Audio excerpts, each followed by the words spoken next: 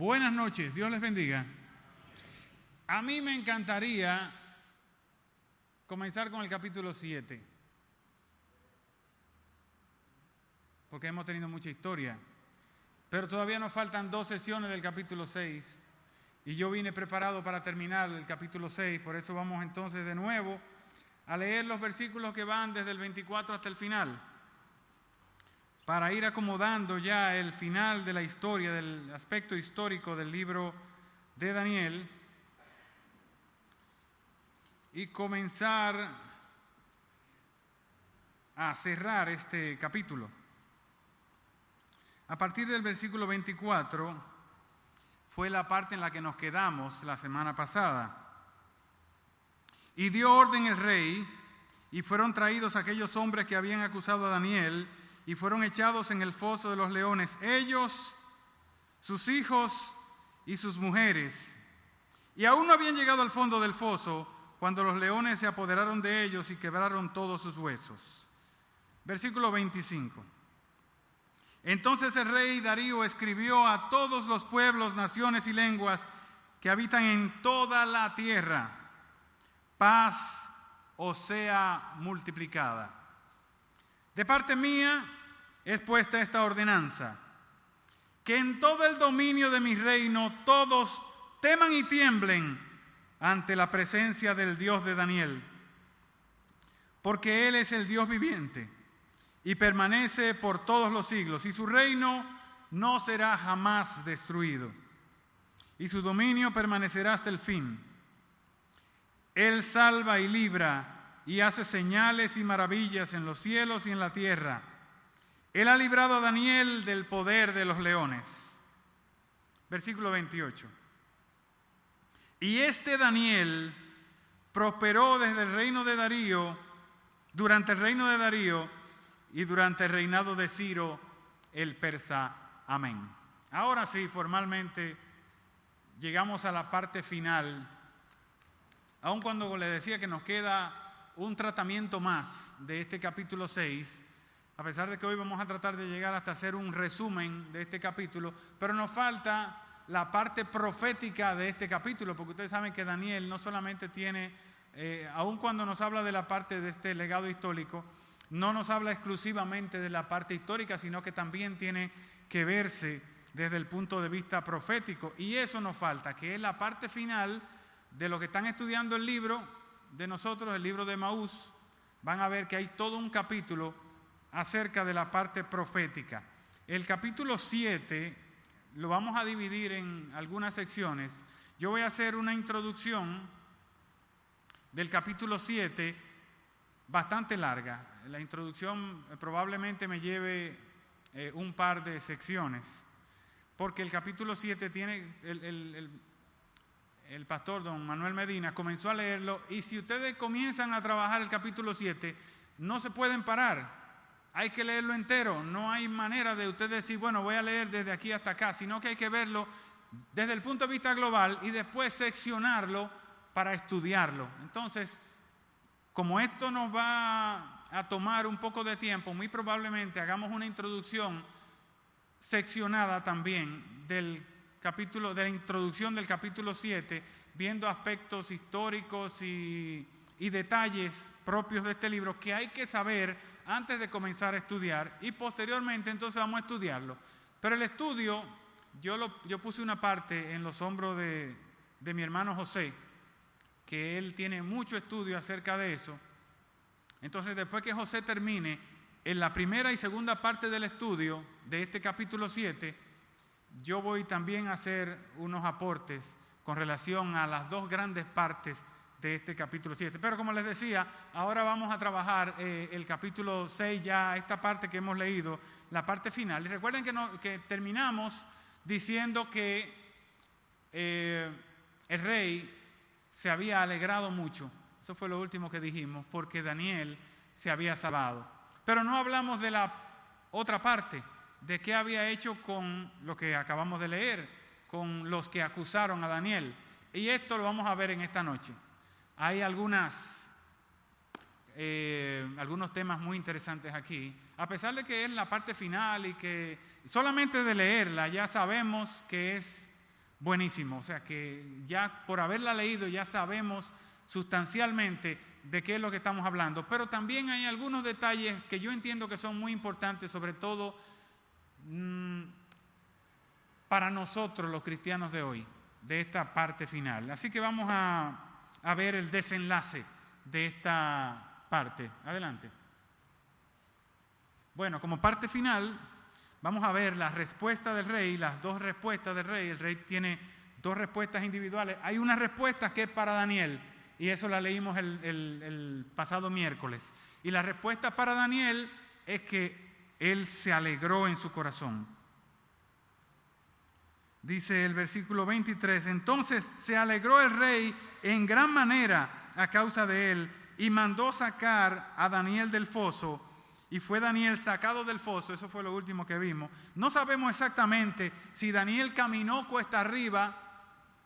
Yo lo que estoy seguro, le decía a los que estaban conmigo el miércoles pasado, fue que los fuertes de Babilonia, o los fuertes de donde se dio esto, que no tenemos la precisión, sabemos, pretendemos que fuera en Babilonia, pero pudo haber sido en Susa, que era la capital del reino en ese momento también. Pero en el caso de que fuera en Babilonia o que fuera en Susa, no importa cuál, yo estoy seguro, le decía, que ellos no bajaron a buscar a Daniel.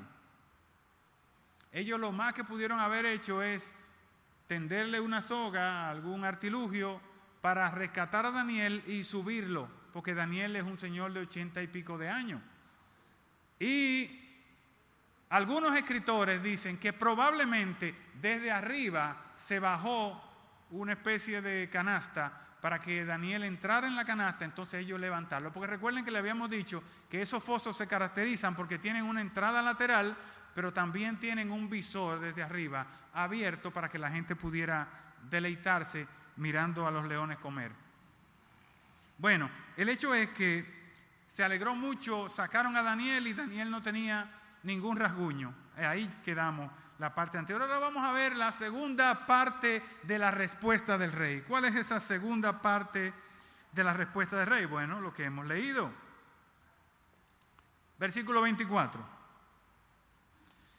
Y dio orden el rey, y fueron traídos los hombres que habían acusado a Daniel.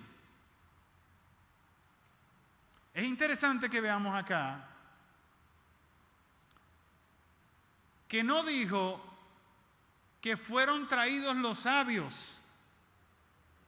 no fueron traídos los príncipes, que es la primera parte del libro, del capítulo. Ustedes saben que se reunieron los principales y fueron los principales que levantaron ese edicto para que el rey lo firmara. Aquí no dice que fueron los principales, aquí dicen que fueron los acusadores.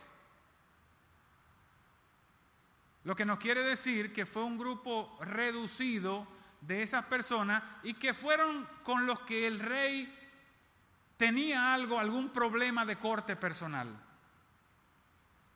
Esto es muy loable porque el rey reacciona por lo que esa gente le hicieron pasar.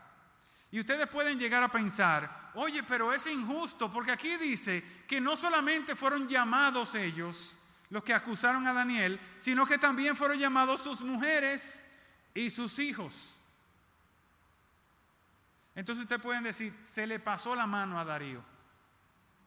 Porque evidentemente si tenía un problema con él, tenía que dilucidar el problema con ellos, y si había que tomar alguna medida con ellos, era precisamente con lo que habían hecho el problema, ¿verdad que sí? Vamos a leer el 24 completo, dice: y dio orden el rey, y fueron traídos aquellos hombres que habían acusado a Daniel, y fueron echados al foso de los leones, ellos, sus hijos y sus mujeres, punto y coma. Y nos da una descripción también de qué había pasado. Eso es solamente para remarcarnos. Nos están remarcando dos cositas importantes. Nos están remarcando que los leones sí estaban sueltos.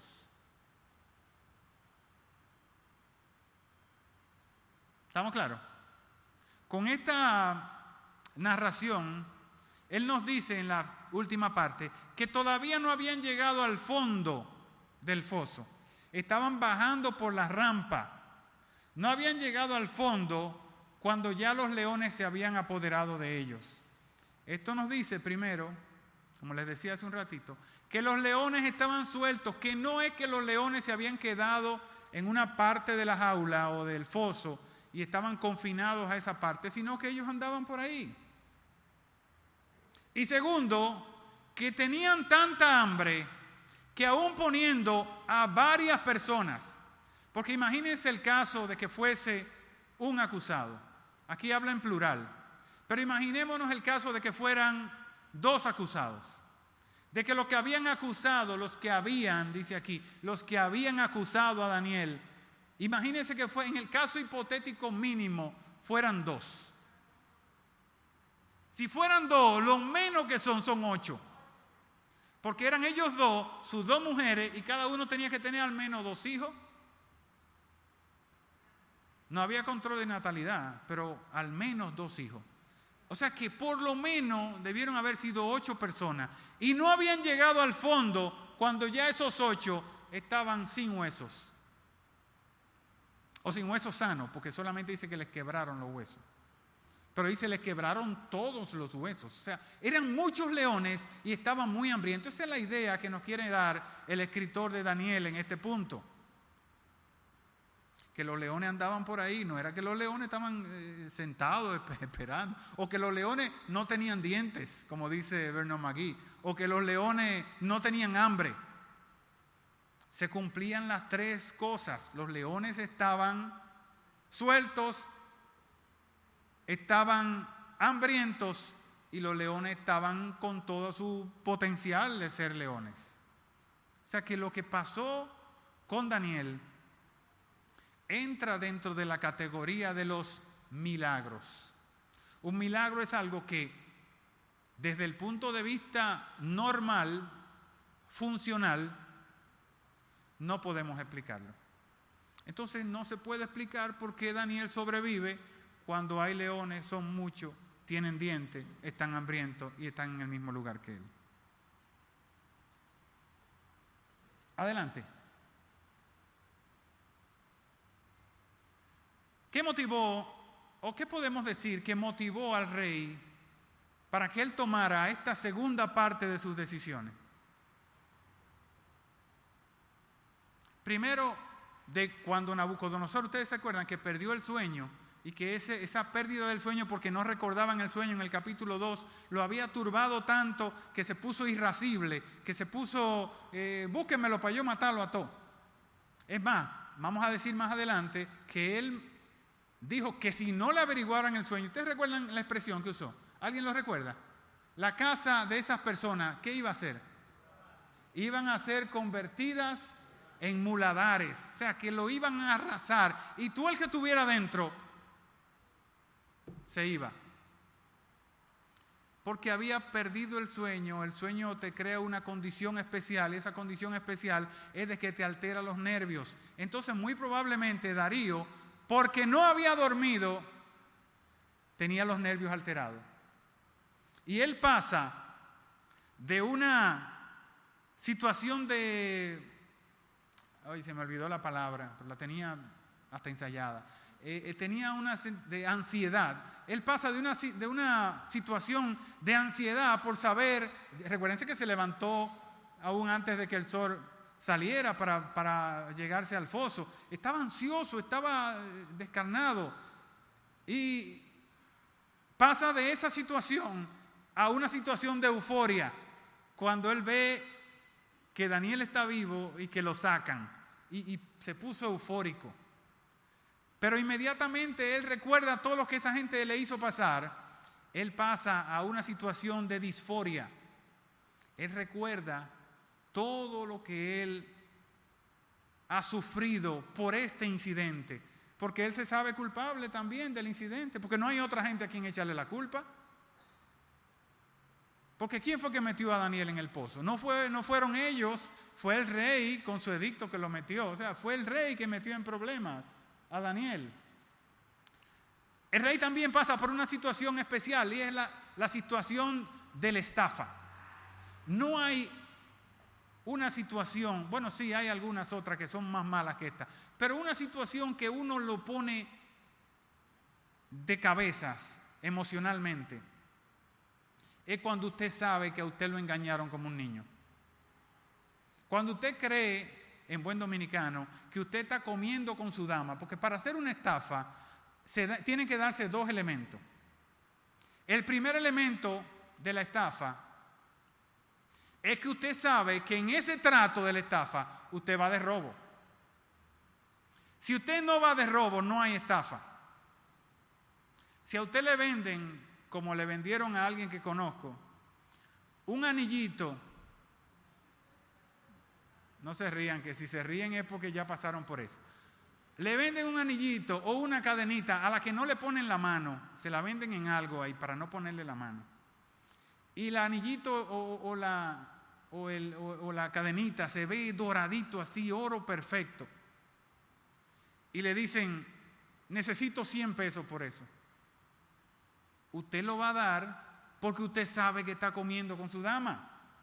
No puede haber estafa o no hay estafa si usted no cree que usted está comprando con ventaja o está obrando con ventaja. El rey se sentía en esa condición de que él estaba comiéndosela.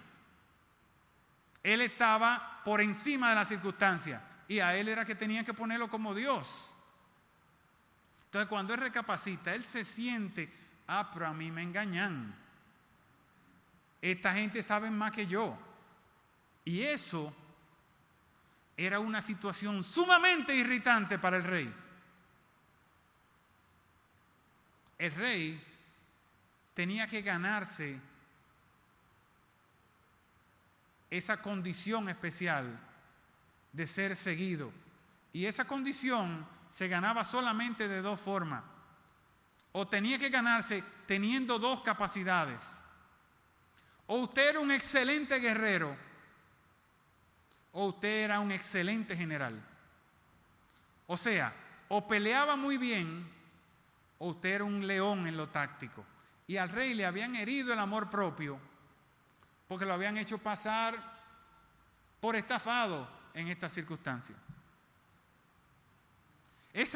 Una tercera motivo, digamos, porque el rey tuvo que haber explotado, tenía que ser más de un motivo para él explotar con esta sentencia que hace para los estafadores o los engañadores. Era esa acumulación de impotencia. Porque ustedes recuerdan de lo que estudiamos la semana pasada, que el rey, a pesar de que llegaron temprano a decirle que Daniel era un fresco, que no le ponía caso a lo que él decía, el rey se pasó todo el día estudiando las leyes. Y a pesar de haber pasado todo el tiempo estudiando las leyes, no pudo salvar a Daniel. Y eso le creaba una sensación de impotencia. Porque recuérdense, ¿qué era Darío en ese momento? Para todo el resto de los mortales. Era más que el rey. Era más que el rey. Recuérdense que el edicto decía que no se le podía pedir a ningún dios u hombre que no fuera Darío. Entonces, en ese momento, él era el rey, sin embargo, él no podía revertir.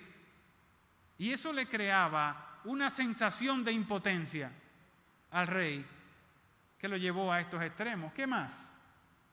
El rey estaba fatigado, estaba cansado, porque además de que no había dormido, él se había pasado todo el día anterior, seguramente con sus más fieles, buscando dentro de los libros, sin descansar, trabajando en lo que no le tocaba, porque en el caso de que fuera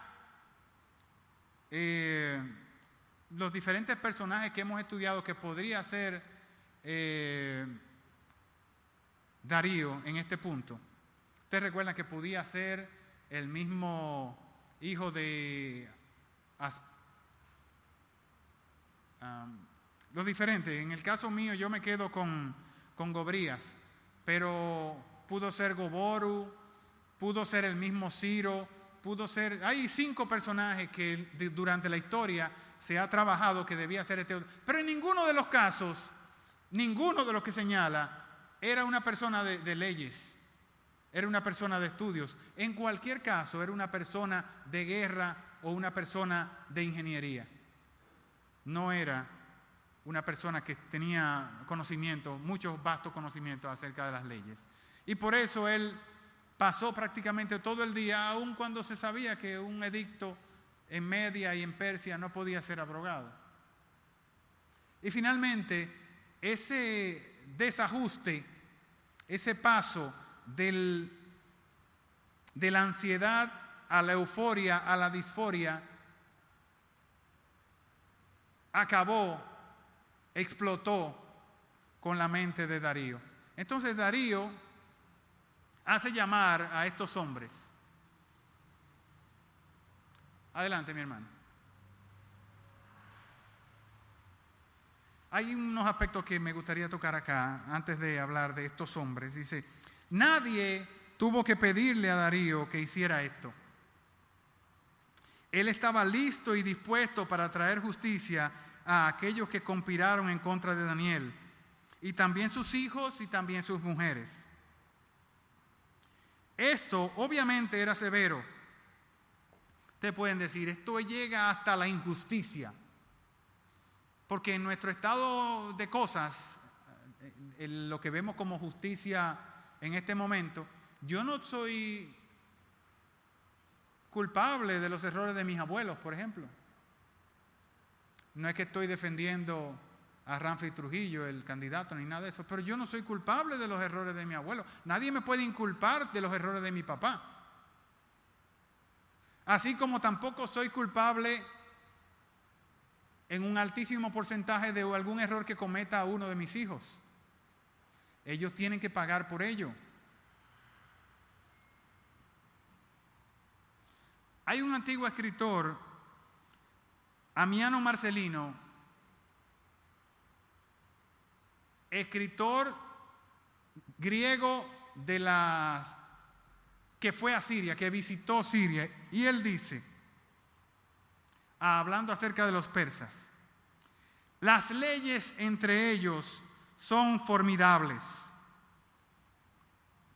Y se explaya hablando acerca de las leyes, de cómo el objetivo de la ley de Persia era sanear la cultura y las costumbres de los persas, y por consiguiente de los medos, y ahora también de todo lo que está. Las leyes eran sumamente duras. Una de las leyes más aplicadas en Media y sobre todo en Persia es que si a usted lo encontraban robando, cual que sea, si lo encontraban robando, perdía las manos. Las 2 manos. Pues yo puedo decir, si voy a robar con la izquierda para que nada más me quiten esa. No. Los medos y los persas eran sumamente, digamos que enfáticos con el asunto de que no se podía robar, de que no se podía traspasar una propiedad, de que no se podía, y todo eso implicaba grandes consecuencias. Y como les dije, Marcelino se explaya hablando en detalle de todas esas barbaridades, que ahora lo veríamos como barbaridades, cosas como esta. Dice, las leyes entre ellos son formidables, por la cual culpa, a cuenta de la culpa de uno, toda la familia perecía. O sea que desde el punto de vista histórico, lo que hizo Darío no era una cosa del otro mundo. Usted le fallaba al rey y no era usted solamente que se iba. Todo lo que tenía que ver con usted estaba fuera del plano de lo viviente. Darío no estaba feliz con estos hombres. Algunos de los escritores que he consultado dicen que es muy probable que aun cuando ellos hubieran comido, los leones hubieran comido a Daniel, o Daniel no hubiese resultado ileso de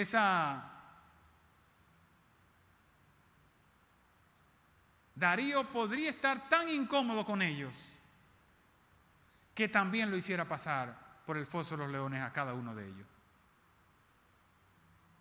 Así de simple. Un poquito más adelante. Esto nos trae un par de ilustraciones que debemos compartir. La primera es, como cristianos, que este pago, esta retribución a esos acusadores, tenemos que verla también nosotros de manera inversa a lo que pasó en la cruz. Esto era lo que nos tocaba a nosotros, porque lo que hemos transgredido somos nosotros, lo que no hemos buscado de Dios somos nosotros, lo que hemos buscado de otras cosas para satisfacernos somos nosotros. Y aquí Darío paga a quien debe pagarle. Esta es la justa retribución para aquellos que realmente sí quisieron poner en ridículo al rey. Esto también nos ilustra un principio de guerra espiritual. Cuando alguien quiere hacerle daño a uno de los hijos de Dios, uno de nosotros, él va, como estas personas, a hacer una trama. Porque a un buen hijo de Dios no se le va a atrapar robando. A un buen hijo de Dios no se le va a atrapar en un asesinato. A un buen hijo de Dios no se le va a atrapar en diferentes cosas que hacen el resto de los hombres, sino que para atrapar, para agarrar a un hijo de Dios hay que tender un ardid.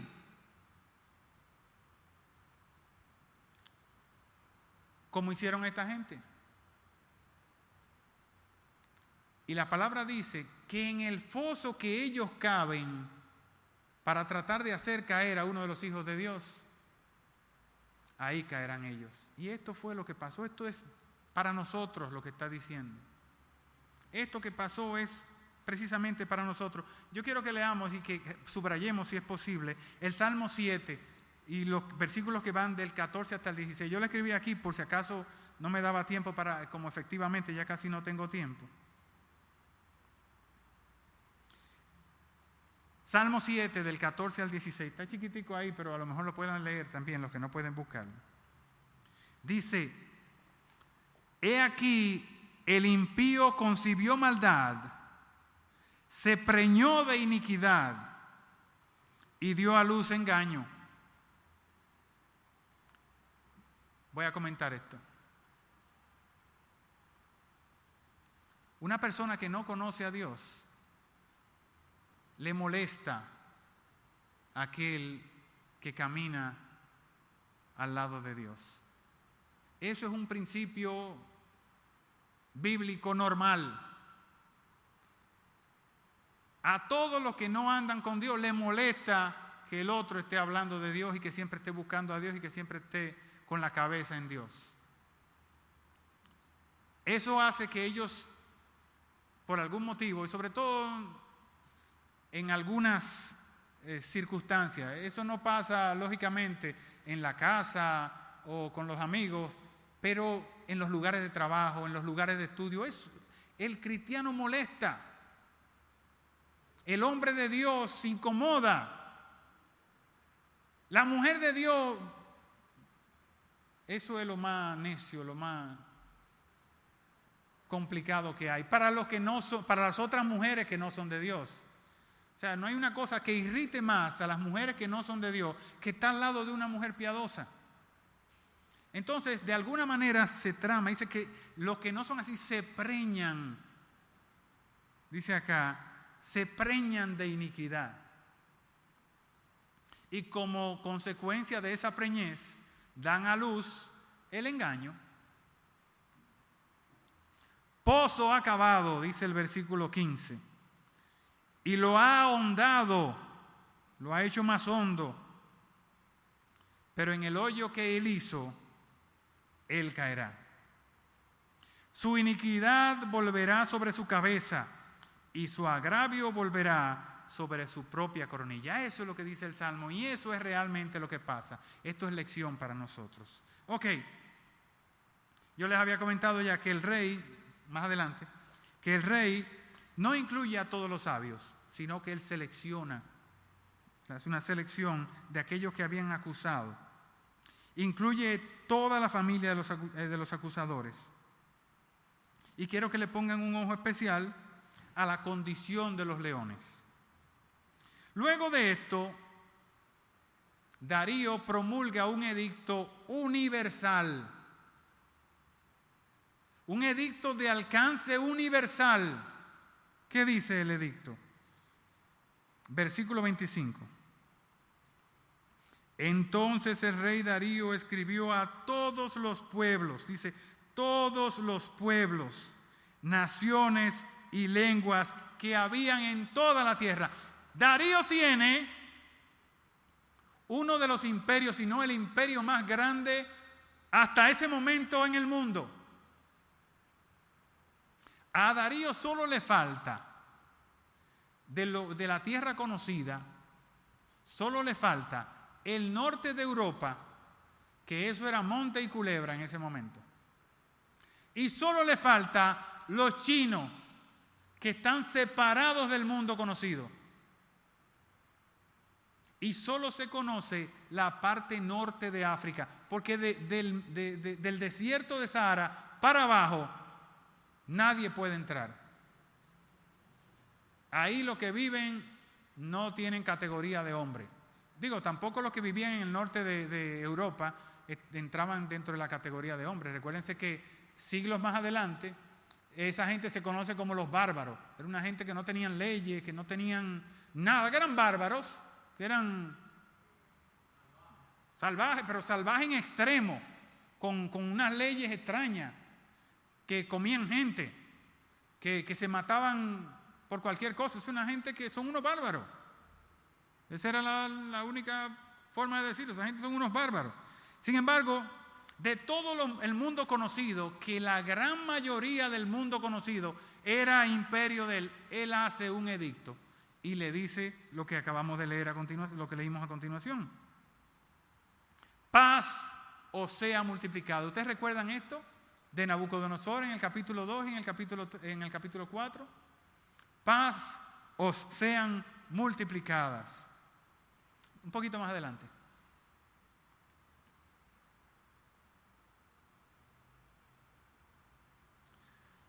De parte mía, ¿no te fuiste muy adelante? Era uno más atrás. Atrás, no adelante. Atrás, ahí. Eso es lo que estamos leyendo. De parte mía es promulgada esta ordenanza, que en todo el dominio de mi reino,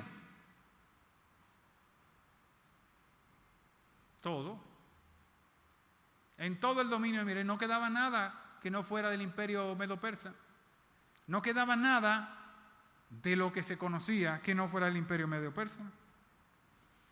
Todos teman y tiemblen ante la presencia del Dios de Daniel. Es importante esto porque él no menciona el nombre del Dios de Daniel. Él sabe, por las experiencias que ha tenido, por lo que ha leído, por lo que ha oído acerca de Daniel, él sabe quién es el Dios de Daniel. Pero él no dice por Yahweh, o por Jehová, o por Elohim, o por Hashem, o lo que sea. Él no dice eso, él dice el Dios de Daniel. Primero, para darle relevancia a quien él quiere darle relevancia. Él no quiere darle relevancia al Dios. Él quiere darle relevancia a Daniel, porque él entiende que Daniel es el que ha hecho el milagro. Pero Daniel se lo puso claro. Ustedes recuerdan que cuando Daniel sale del foso de los leones, Daniel, aún dentro del foso de los leones, Daniel no dice, fui yo que hice que los leones no me comieran. Entonces él, aun cuando su deseo es darle honor a Daniel, él tiene que decir, es un inconverso, una persona politeísta hasta este momento, pero él tiene que decir que es el Dios de Daniel el que ha resuelto el problema. Él no quiere, pero tiene que decirlo. Porque Él es el Dios viviente y permanece por todos los siglos. Su reino no será jamás destruido y sus dominios perdurarán hasta el fin. Se parece a algo que haya dicho alguien, ¿verdad? Ya lo hemos estudiado. Él salva y libra y hace señales y maravillas en el cielo y en la tierra. Él ha librado a Daniel del poder de los leones. Finalmente, si buscamos algunos factores comunes, podemos verlo en las diferentes alocuciones de Nabucodonosor con relación a Dios. Capítulo 2, versículo 46.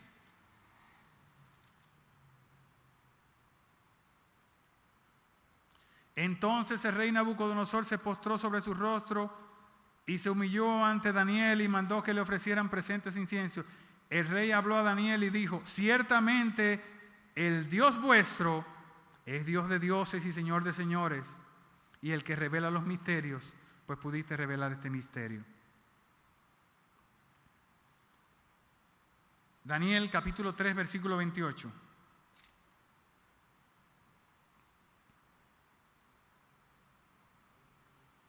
Entonces Nabucodonosor dijo: bendito sea el Dios de ellos, de Sadrach, Mesach y Abednego, que envió su ángel y libró a sus siervos que confiaron en él y no cumplieron el edicto del rey, y entregaron sus cuerpos antes que servir y adorar a otro Dios que su Dios. Finalmente, en el capítulo 4, tanto en el versículo 1, que es la introducción a este capítulo 4, o primera carta de Nabucodonosor, como en el versículo 37 leemos: Nabucodonosor, rey, a todos los pueblos, naciones y lenguas que moran en toda la tierra, paz os sea multiplicada. El mismo saludo.